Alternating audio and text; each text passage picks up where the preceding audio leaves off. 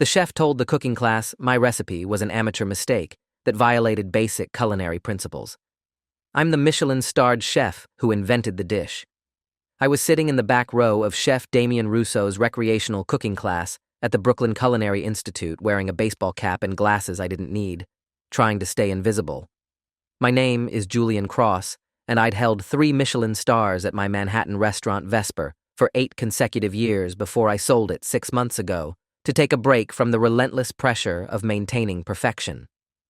The break had turned into an identity crisis where I couldn't figure out who I was without the stars and the accolades and the constant performance. My therapist suggested taking a cooking class as a student instead of an instructor, experiencing food from a different perspective.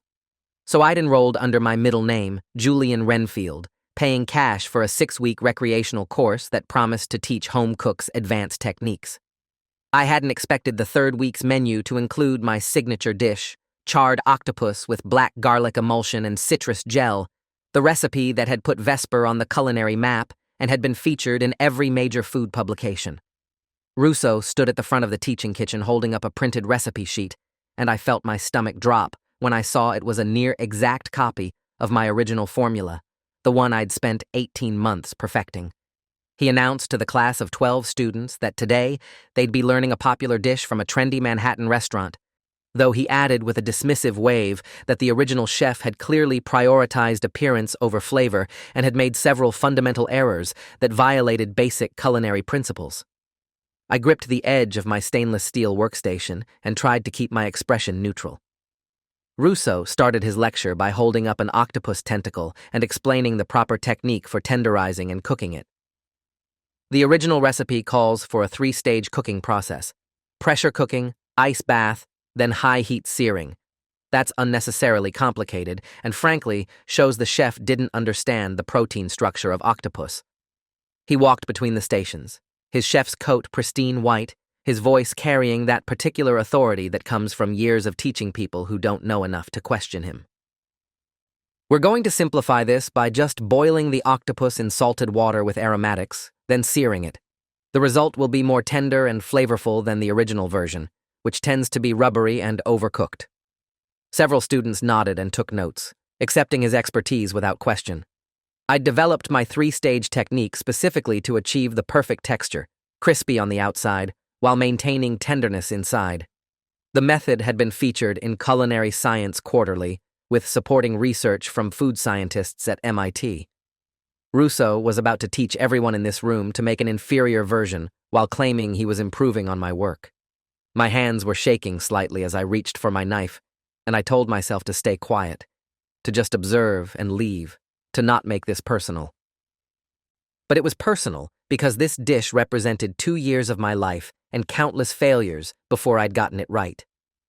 Rousseau moved to the black garlic emulsion, which was the heart of the dish, the component that had taken me 9 months to perfect.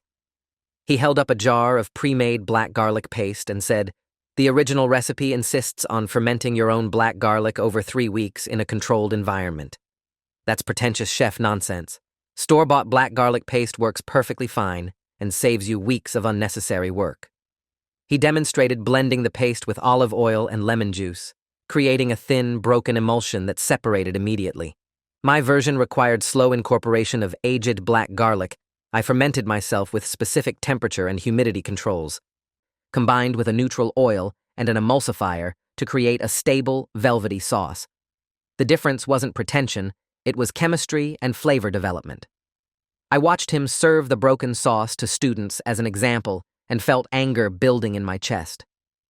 A woman next to me named Leah whispered, "This is so much easier than I expected from reading about this dish online. I always thought it seemed too complicated for home cooks." I wanted to explain that complexity served a purpose, that shortcuts had consequences, but I just nodded and focused on my own station.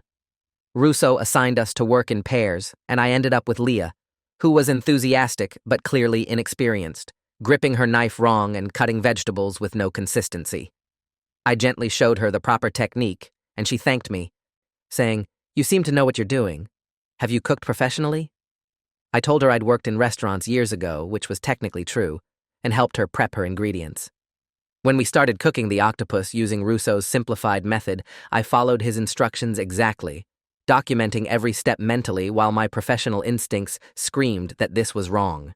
The boiled octopus came out pale and waterlogged, the texture exactly what I'd spent months trying to avoid.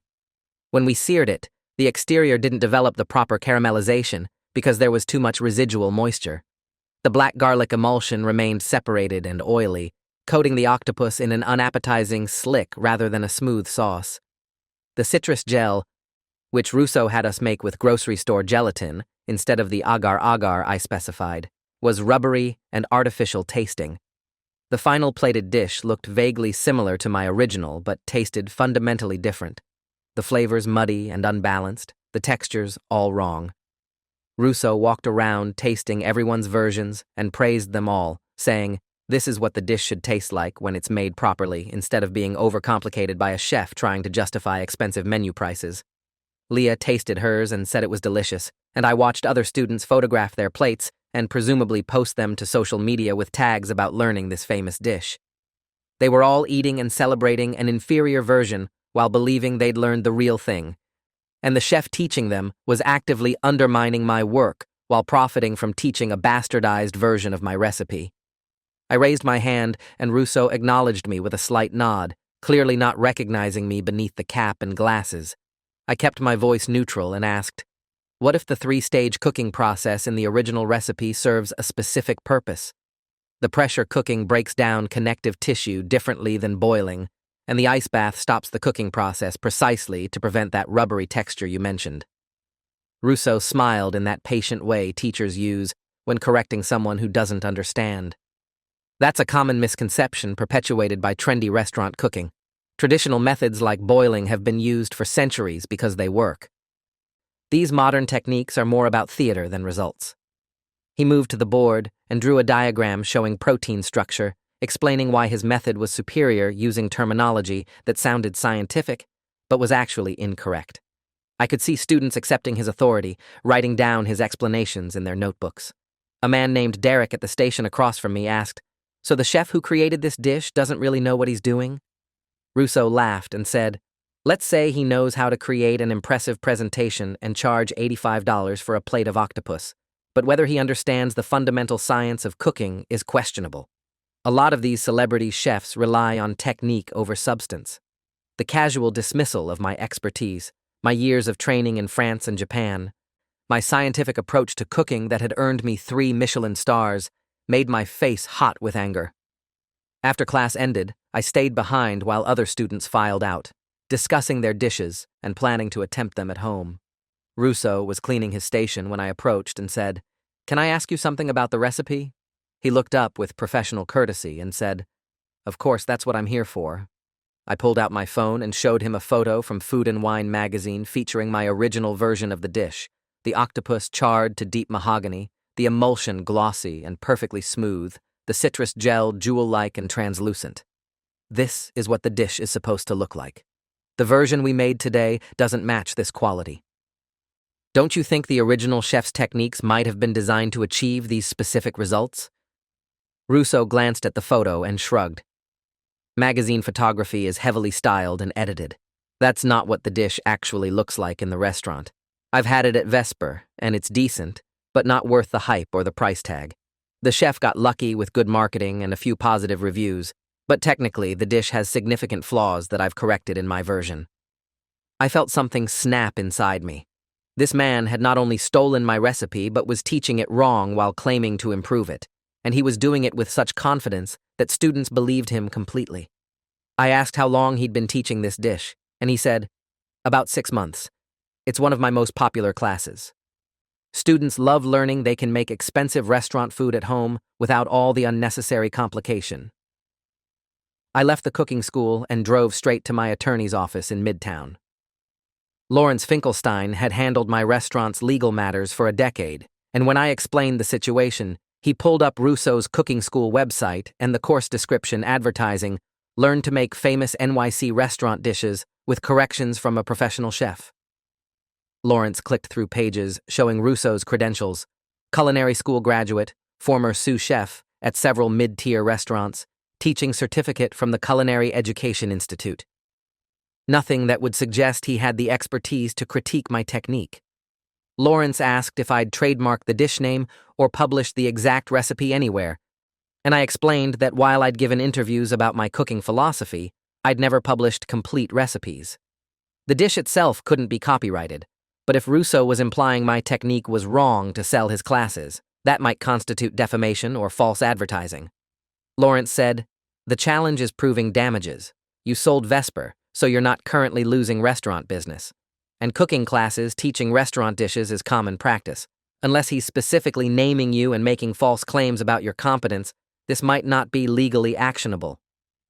I told him about Russo's comments dismissing celebrity chefs as prioritizing theater over substance, and Lawrence made notes, but said, "That's still pretty vague. He never named you directly during the class?" I admitted he hadn't. But the implication was clear when he was teaching my signature dish while criticizing its original preparation method. Lawrence suggested documenting everything from future classes, getting statements from other students about what Russo said, and building a case if his teaching was damaging my professional reputation. But he warned that legal action would make this public, would require me to reveal I'd been attending the class undercover, and might generate negative publicity that could hurt worse than Russo's teaching ever would. "Sometimes the best revenge is creating something new that makes people forget about the old thing," he said, echoing advice I'd heard from mentors throughout my career. But I wasn't ready to let this go. That dish represented a specific moment in my culinary development. A breakthrough where everything clicked and I understood how to balance flavor, texture, and technique at the highest level. Having it taught poorly while being criticized as overcomplicated felt like watching someone vandalize a painting I'd spent years creating. I asked Lawrence to send Russo a cease and desist letter demanding he stop teaching the dish and stop making disparaging comments about its creator. Lawrence drafted something professionally threatening and sent it that afternoon. Russo's response came back through his own attorney within 24 hours. He had every right to teach cooking techniques in an educational setting. He'd never named me specifically, and if I wanted to pursue legal action, he'd countersue for harassment. His attorney included links to articles and reviews praising Russo's teaching style and his ability to demystify complicated restaurant cooking for home cooks. I spent the next week obsessing over the situation instead of addressing the actual crisis in my life, which was that I'd sold a successful restaurant because I'd burned out and now had no clear sense of purpose or direction. My ex-wife Simone called from Paris, where she'd moved after our divorce 3 years ago, and when I told her about Russo, she sighed and said, "Julian, you're fixating on this because it's easier than dealing with the real problem. You don't know who you are without the restaurant, without the constant validation of the stars and the reviews. Some random cooking instructor teaching your dish badly is not actually a threat to you." She was right, but admitting that meant confronting the void I'd been avoiding since selling Vesper. I'd thought taking time off would help me rediscover my passion for cooking, but instead I'd just felt lost, spending days watching cooking shows and critiquing them, going to restaurants and feeling disconnected from both the food and the experience. The cooking class had been my therapist, Dr. Nora Blackwell's idea to reconnect with food as a student, to remember what it felt like to learn instead of perform. But finding Russo teaching my dish badly had just given me a new target for the anxiety and anger I didn't know how to process. Dr. Blackwell asked during our next session why I cared so much about one person teaching one dish incorrectly, and I tried to explain that it wasn't about ego, it was about integrity, about the years of work being dismissed as pretentious theater. She wrote something in her notebook and asked, "Or is it about needing external validation that your work mattered, that you're still relevant even though you walked away?" I enrolled in Russo's next session of the same class under a different name, Julian Cross this time, using my real identity, but trusting that Russo wouldn't recognize a chef he'd probably only seen in carefully staged publicity photos from years ago. I wanted to document his teaching more thoroughly, to build evidence of exactly how he was misrepresenting my techniques. The class followed the same pattern. Russo introduced the charred octopus dish, explained that the original chef had overcomplicated it, demonstrated his simplified version while criticizing the original methodology.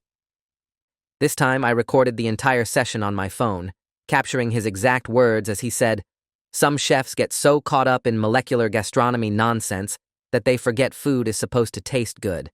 This dish is a perfect example where stripping away the pretentious technique actually improves the final result. He held up his broken emulsion and rubbery octopus as proof, and 12 new students accepted his authority without question. During the hands-on portion, I made the dish exactly according to Russo's specifications while mentally cataloging every deviation from my original recipe. The woman working next to me, an accountant named Priya, said she'd tried to make this dish at home once from an article she'd read online, but it had been too complicated and hadn't worked. "This version is so much more approachable," she said, tasting her pale, waterlogged octopus with apparent satisfaction. "I don't understand why restaurants make everything so difficult." After class, I approached Russo again and introduced myself as a food writer working on an article about cooking education. I asked if I could interview him about his teaching philosophy, and he agreed immediately, clearly pleased at the attention. We met the following week at a coffee shop in Park Slope, and I recorded the conversation with his permission, asking about his background, his approach to teaching, and his thoughts on contemporary restaurant cooking. Russo was charismatic and articulate, explaining how he'd become disillusioned with fine dining culture during his years working in high-end restaurants. "There's so much ego and pretension," he said, stirring sugar into his espresso. "Chefs treating food like art when it's really just craft, the obsession with technique and presentation over actual flavor and accessibility. I started teaching because I wanted to show people that restaurant cooking isn't magic, it's just cooking with an inflated price tag." He talked about demystifying specific dishes, about empowering home cooks to recreate expensive meals without the intimidation factor. When I asked specifically about the charred octopus dish, he launched into the same critique I'd heard in class. That dish is a perfect case study in overcomplication. The chef clearly studied modernist cuisine and decided to apply every trendy technique, whether it improved the dish or not. Pressure cooking, specialized equipment, aged black garlic that takes weeks to ferment. None of it serves the actual eating experience. It's all performance for food critics and Instagram. I asked if he'd ever spoken to the original chef about their intentions behind the technique, and Russo laughed. "These celebrity chefs don't interact with cooking instructors. We exist in different worlds.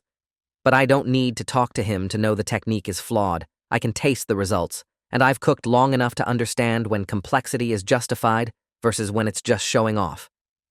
He pulled out his phone and showed me photos of student dishes from his classes, all of them looking similar to what I'd made, all of them receiving enthusiastic praise in the comments.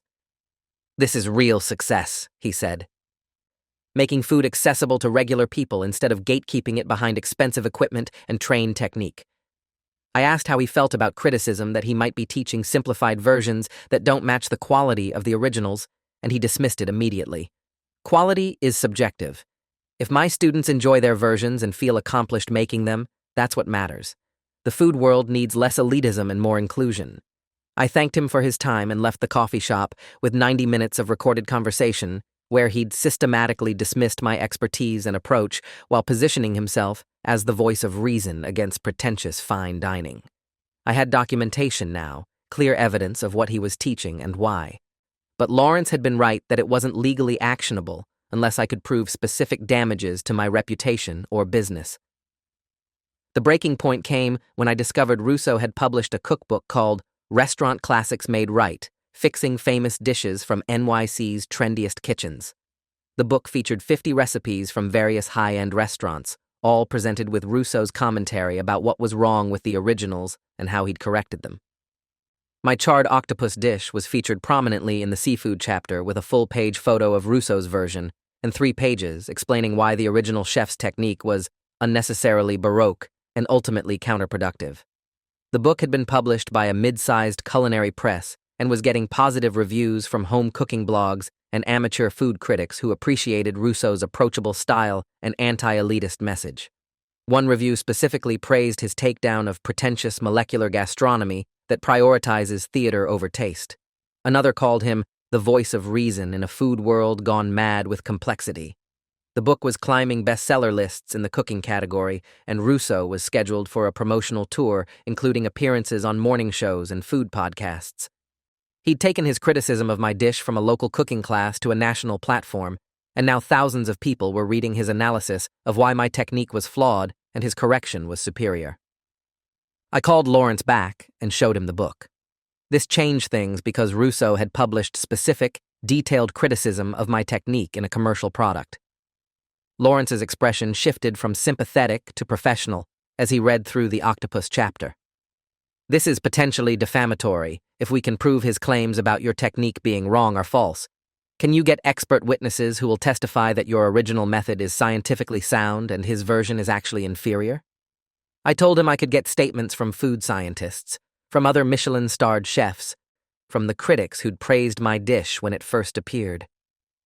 Lawrence started making a list of what we'd need to build a case: expert testimony about cooking technique, documentation of my professional credentials and achievements, evidence that Russo's claims were false and damaging to my reputation, proof that his book was profiting from those false claims. He warned that this would be expensive and time-consuming, that Russo would fight back with his own experts claiming his methods were valid alternatives, and that the case would generate significant media attention. Are you prepared for people to know you've been attending his cooking classes undercover? That's going to be part of this story. I told him I was prepared for whatever exposure came from defending my work and my expertise against someone systematically misrepresenting both. Lawrence filed a defamation lawsuit against Russo and his publisher 3 weeks later, seeking damages of $2 million for harm to my professional reputation and requesting that the book be pulled from sale pending correction of the false claims about my technique.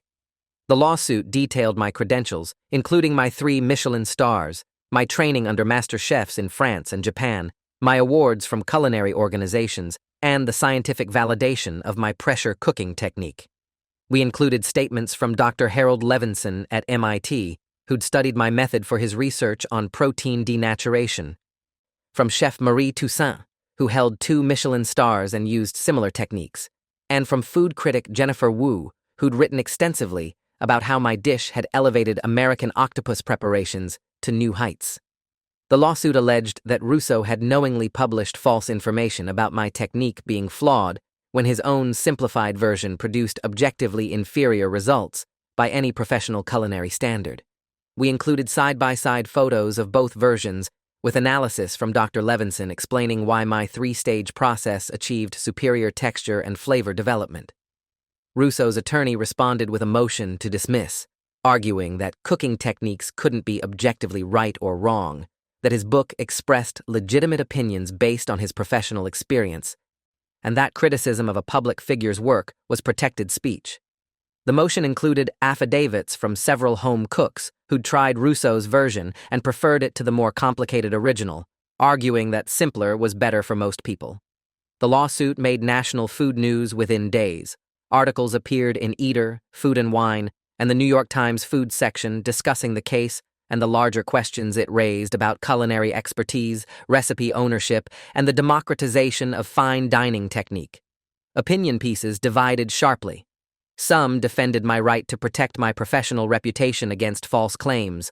Others argued that Russo was performing a public service by making restaurant cooking accessible to regular people. A particularly scathing piece in a food blog called Me, the epitome of everything wrong with fine dining elitism, so insecure about my relevance after selling my restaurant that I'm suing a cooking instructor for teaching people how to make food at home.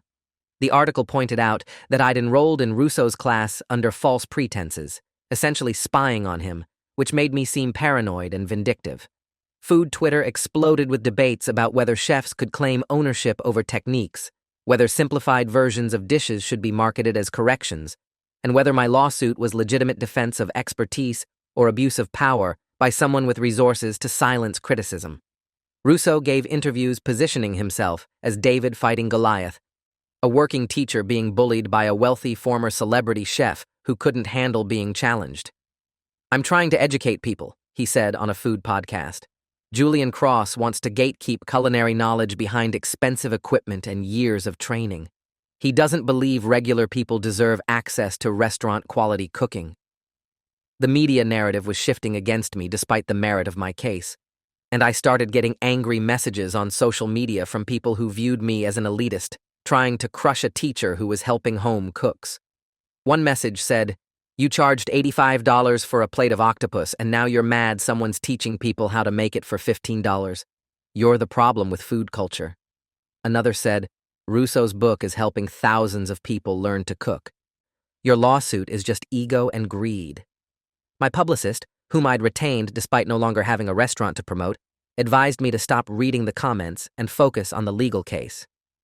But the court of public opinion was turning against me, and even my friends in the industry were privately questioning whether this lawsuit was worth the damage it was doing to my reputation. Chef Thomas Brennan, who'd been my mentor early in my career, called and said, Julian, you're right about the technique, but this fight is making you look petty. Is being right worth becoming the villain in this story? I told him it wasn't about being right. It was about preventing someone from profiting off false claims about my work. He was quiet for a moment and then said, You sold Vesper because you were burnt out. Maybe this lawsuit is about trying to prove you still matter, that your work still has value, but you don't need to prove that to anyone except yourself. The preliminary hearing took place on a Friday morning in a Manhattan courthouse with Judge Barbara Northcott presiding. Lawrence presented our case systematically. My credentials, the scientific validation of my technique, the demonstrable inferiority of Russo's version, the false claims in his book. He showed video I'd recorded of Russo's class where he explicitly stated my technique was wrong and his was correct, not just different. He presented Dr. Levinson's analysis explaining why the pressure cooking method produced superior results in terms of texture, moisture retention, and flavor development. Judge Northcott listened carefully, asking detailed questions about culinary technique and whether cooking methods could be objectively evaluated.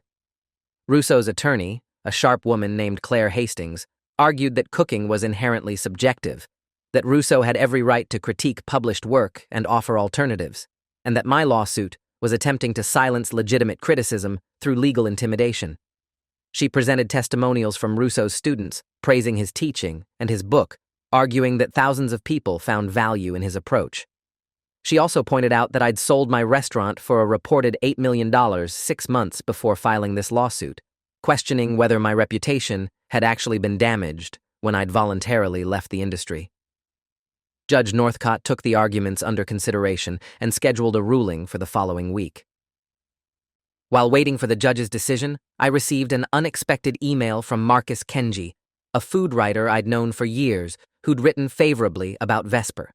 He said he was working on a piece about the lawsuit for a major food magazine and wanted my perspective on the larger issues beyond the legal case.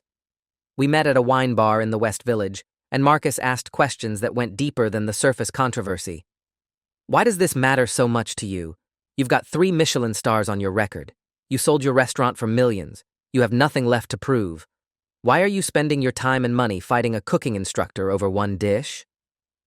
I tried to explain about integrity, about the years of work being dismissed as pretentious theater, about the principle of someone profiting from false claims. Marcus listened and then said, Here's what I think is really happening. You're angry at yourself for selling Vesper, for giving up something that defined you for so long. You're lost without the structure and validation of running a Michelin-starred restaurant. Russo became a convenient target for all that self-directed anger because it's easier to fight him than to face the real question of who you are now. His words hit harder than any of the negative social media comments because they were probably true. I'd been avoiding the fundamental crisis in my life by fixating on this external battle. Judge Northcott's ruling came down the following Wednesday.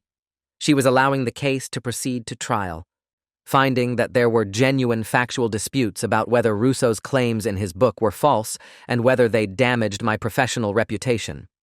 But she also included a pointed comment in her written decision noting that, while the plaintiff has established credentials to claim expertise in culinary technique, he must prove that the defendant's alternative approach is not merely different, but demonstrably false, and that such false claims caused measurable harm to the plaintiff's professional standing. The ruling gave me a legal victory, but set a high bar for what I'd need to prove at trial.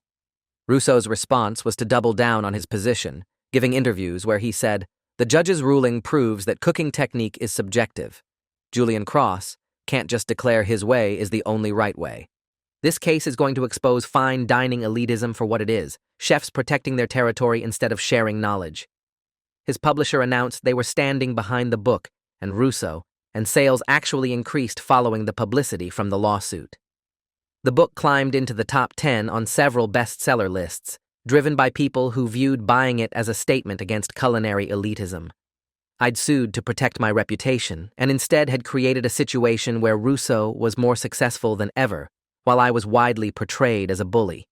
The discovery phase of the lawsuit required me to produce documentation of my technique development, my recipe testing, my communications with food scientists, essentially laying bare the entire creative process behind my signature dish. Lawrence warned that Russo's attorneys would use this to argue I was trying to claim ownership over ideas that should be public knowledge, that culinary techniques couldn't be proprietary. Meanwhile, Russo was required to produce documentation of his recipe development, his testing of different methods, his credentials to critique my technique. What emerged from discovery was illuminating. Russo had never actually pressure-cooked octopus before writing his book, had never tested whether his simplified version produced comparable results to mine, had based his entire critique on theoretical assumptions about cooking rather than empirical testing. His notes from developing the recipes in his book showed he'd started with a basic boiled octopus recipe and simply declared it better than mine without doing comparative tastings or scientific analysis. Dr. Levinson reviewed Russo's methodology and provided a scathing assessment. Mr. Russo's approach lacks any scientific rigor. He assumes that simpler methods must produce better results without testing that assumption. His critique of Chef Cross's technique is not based on evidence, but on ideology about how cooking should be done. This was exactly the ammunition we needed to prove Russo's claims were false, not just different opinions. Armed with this discovery material, Lawrence scheduled depositions where both Russo and I would be questioned under oath about our respective techniques and credentials. Russo's deposition took place first, in a conference room at his attorney's office, with court reporters documenting every word. Claire Hastings tried to keep the questions focused on Russo's teaching credentials and his right to critique published techniques, but Lawrence systematically demolished Russo's expertise. He established that Russo had never worked in a Michelin-starred restaurant, had never received formal training in molecular gastronomy or modernist technique, had never published peer-reviewed research on cooking science. When Lawrence asked if Russo had ever actually tasted my original version of the dish at Vesper, Russo admitted he'd never eaten there because it was too expensive. He'd based his entire critique on reading about the dish and looking at photos. Lawrence asked, "So when you wrote in your book that Chef Cross's technique is unnecessarily baroque and ultimately counterproductive, you hadn't actually tasted the results of his technique?" Russo's face reddened as he said, "I didn't need to taste it to understand that pressure cooking octopus is overcomplicating a simple process." Lawrence pressed further. "Did you conduct any comparative testing between your simplified method and Chef Cross's original technique? Did you prepare both versions and evaluate them side by side?" Russo admitted he hadn't, that he'd relied on his understanding of cooking principles to conclude his version would be superior. My deposition took place the following week, and Claire Hastings was aggressive in trying to establish that I was motivated by ego rather than legitimate professional harm. She asked about my decision to sell Vesper, whether I'd been struggling with burnout, whether I'd been seeking new ways to feel relevant after leaving the restaurant industry. She introduced social media posts I'd made during my restaurant years, showing me at industry events, accepting awards, posing with other celebrity chefs, trying to paint me as someone obsessed with status and recognition. She asked, "Isn't it true that you enrolled in Mr. Russo's cooking class under a false name because you were looking for ways to criticize him? That you went there with the intention of finding fault?"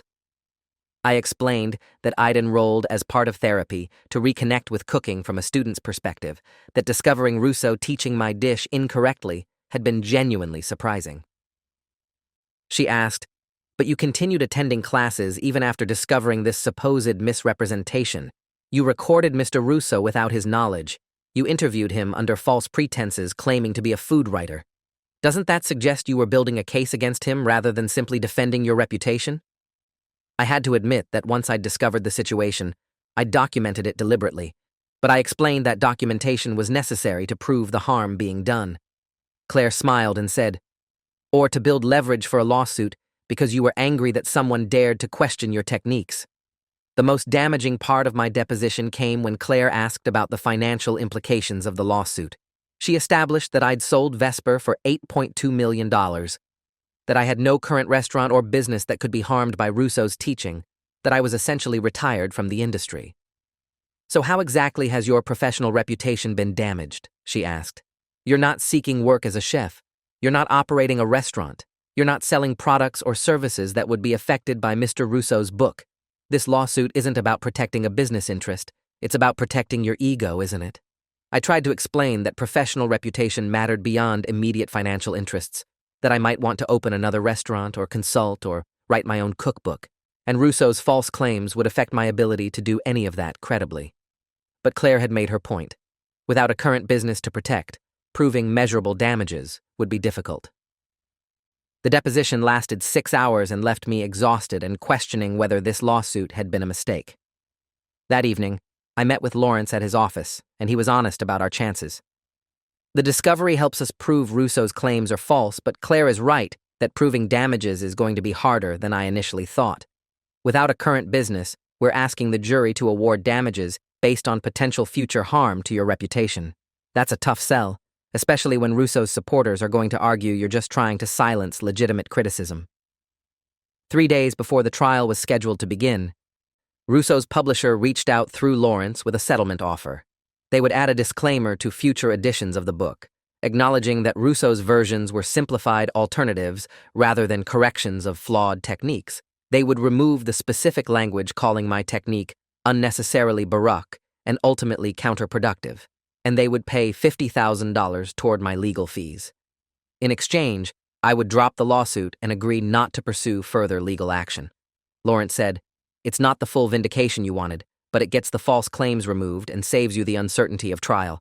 Trials are expensive and unpredictable, and Claire did damage during depositions that could influence a jury." I asked what he honestly thought our chances were at trial, and Lawrence said 60-40 in our favor on proving the claims are false, but maybe 50-50 on getting meaningful damages. You could spend $200,000 on trial costs and end up with a judgment that doesn't cover your expenses.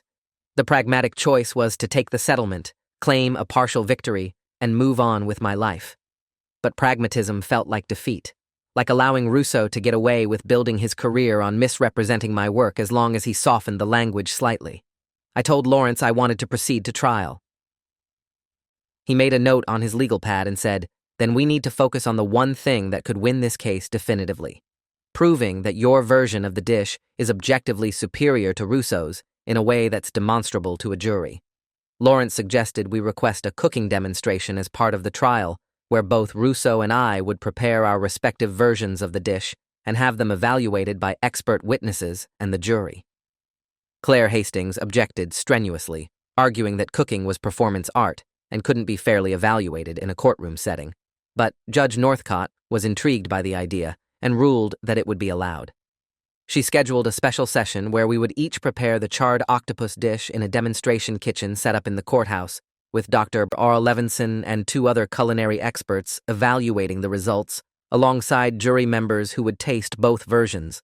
The session would be videotaped, and the experts would explain what they were evaluating in terms of technique, flavor, and texture.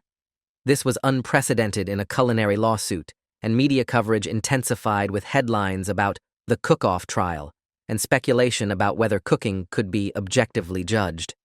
I spent the week before the demonstration practicing my technique obsessively, treating it like I was preparing for a Michelin inspection. My hands shook slightly as I pressure-cooked octopus in my home kitchen, panic rising that I'd somehow forgotten how to execute my own signature dish. Dr.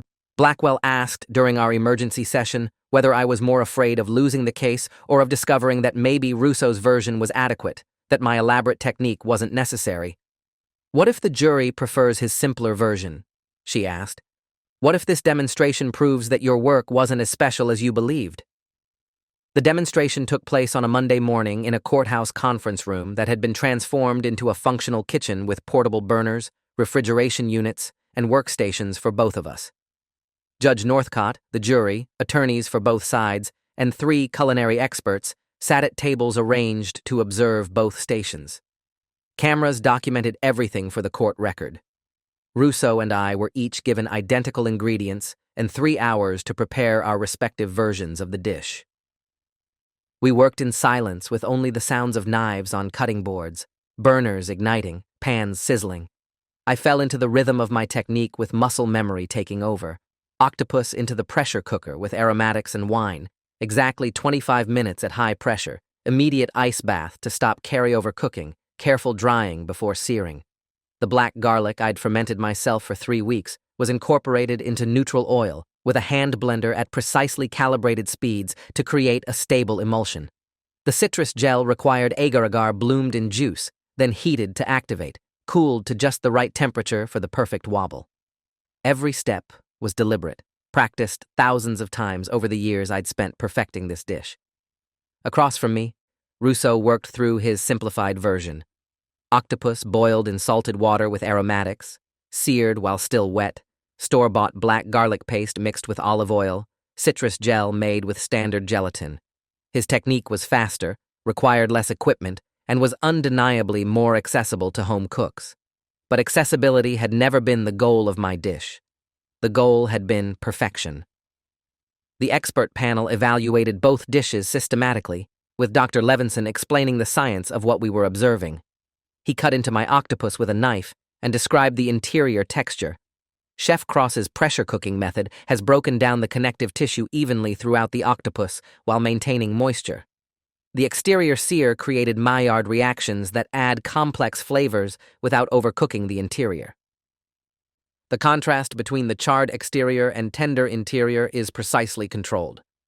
He cut into Russo's version and noted, the boiling method has made the octopus generally tender, but there's inconsistency in the texture, with some areas remaining tough. The exterior sear didn't develop as fully because excess moisture prevented proper caramelization. The overall texture is pleasant, but not refined. The other experts provided similar assessments, with chef evaluations focusing on the black garlic emulsion. My version was smooth, stable, and coated the octopus evenly, providing a rich background flavor that enhanced rather than overwhelmed the seafood. Russo's broken emulsion pooled on the plate and tasted predominantly of raw olive oil with only muted black garlic flavor. The citrus gel comparison was equally stark. Mine had a delicate texture and bright flavor that provided acid balance, while Russo's was rubbery and tasted artificial. The jury members tasted both versions and were asked to provide written evaluations based on flavor, texture, and overall balance. Dr. Levinson compiled the results. 11 of 12 jurors preferred my version significantly, noting superior texture, better flavor integration, and more sophisticated overall execution. Claire Hastings tried to argue during closing arguments that jury preference didn't prove Russo's claims were false, only that my technique produced results some people liked better. But Lawrence countered with the expert testimony and the documented juror preferences. The evidence is clear that Chef Cross's technique produces objectively superior results by every professional culinary standard. Mr. Russo claimed in his book that Chef Cross's method was unnecessarily baroque and ultimately counterproductive. We've proven that claim is false. The 3-stage cooking process produces demonstrably better texture and flavor. The homemade black garlic fermentation creates a more stable and flavorful emulsion. The agar-agar gel has superior texture to standard gelatin. Mr. Russo didn't just offer a different opinion, he made factually false claims about professional technique in order to sell his book and his classes. That's defamation. And Chef Cross's reputation has been damaged by thousands of people reading those false claims. The jury deliberated for 2 days before returning a verdict. They found in my favor on the defamation claim, awarding $400,000 in damages. They also issued an injunction requiring Russo's publisher to remove the false claims from the book and issue a correction in future editions. It was a complete victory legally, but as I sat in the courtroom hearing the verdict, I felt empty rather than triumphant. I'd won the battle, but lost something harder to define in the process. The aftermath of the trial was complicated. Media coverage was split between celebrating my vindication and criticizing the resources I'd spent defending my culinary ego. Russo gave interviews claiming the verdict was proof that the legal system favored wealthy celebrity chefs over working teachers, that I'd used my money and connections to silence him. His book was pulled from major retailers pending the corrections, and his cooking school saw enrollment drop as the publicity turned negative. I'd proven I was right about the technique, but I'd also confirmed every criticism about fine dining elitism and gatekeeping. Dr. Blackwell asked during our session after the verdict, "Do you feel better now? Did winning the case give you what you needed?" I told her honestly that I didn't know. The validation of having my technique proven superior hadn't filled the void left by selling Vesper. Chef Brennan called and said, "You won the case, Julian, but you lost the larger battle. People remember you now as the chef who sued a cooking instructor, not as the chef who earned 3 Michelin stars." He was right. I'd let anger and wounded pride drive me into a public battle that had diminished my reputation more than Rousseau's book ever could have. My ex-wife Simone sent an email from Paris. "I hope getting your vindication was worth what it cost. Maybe now you can move forward with building something new instead of defending something old." 6 months after the trial, I made a decision that surprised everyone, including myself. I reached out to Rousseau and asked if we could meet. He was suspicious initially, worried this was some new legal strategy, but eventually agreed to coffee at the same Park Slope shop where I'd interviewed him before the lawsuit. We sat across from each other and I said, "I want to apologize. Not for defending my technique or for proving your claims were false, but for how I handled the situation. I made this into a war when it could have been a conversation." Rousseau was quiet for a long moment before saying, "I should apologize too. I built my teaching brand on criticizing fine dining without understanding the work that goes into it. I dismissed your technique as pretentious without actually testing whether my simplified version was equivalent. That was lazy and arrogant." We talked for 2 hours about cooking, about teaching, about the tension between accessibility and excellence in food culture. Rousseau admitted that the trial had forced him to reconsider his approach to teaching restaurant dishes. I realized I was being reductive, treating all complexity as gatekeeping instead of recognizing that sometimes complex techniques serve real purposes. We didn't become friends, but we reached an understanding that both perspectives had value, that making food accessible and maintaining technical standards weren't mutually exclusive goals. I offered to do a guest lecture at his cooking school explaining the science behind my octopus technique, and he accepted. That lecture at Rousseau's cooking school felt like closing a circle. I stood in front of 30 students and demonstrated the 3-stage octopus preparation, explaining the purpose behind each step with the same rigor I'd brought to my Michelin-starred kitchen, but without the intimidation that had kept people at a distance.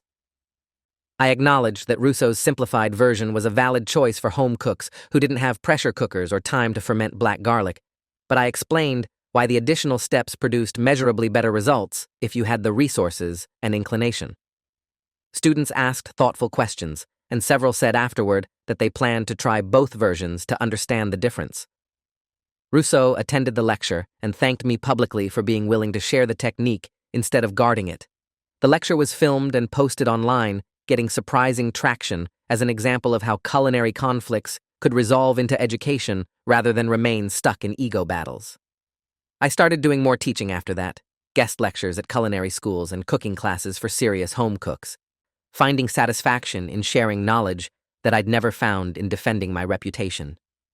Dr. Blackwell suggested this might be my next chapter, not running a restaurant, but teaching the next generation and bridging the gap between professional and home cooking.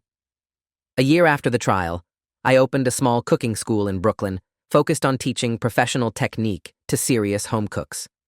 The school was deliberately accessible, with scholarships for students who couldn't afford the tuition, and I hired instructors who understood both the science of cooking and the importance of making that science approachable.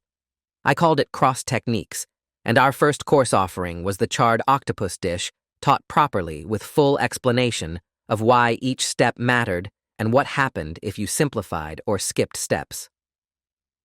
Rousseau sent flowers for the opening, and we maintained a cordial professional relationship, occasionally collaborating on events that brought together different approaches to cooking education. I never returned to running a Michelin-starred restaurant, never sought the stars again, but I found something more sustainable in teaching and in letting go of the need for external validation. The lawsuit had been necessary to defend my professional expertise, but the real growth came after the verdict when I stopped fighting and started building something new. If you enjoyed this, you'll definitely want to see the next ones too. So subscribe now and let me know your take in the comments.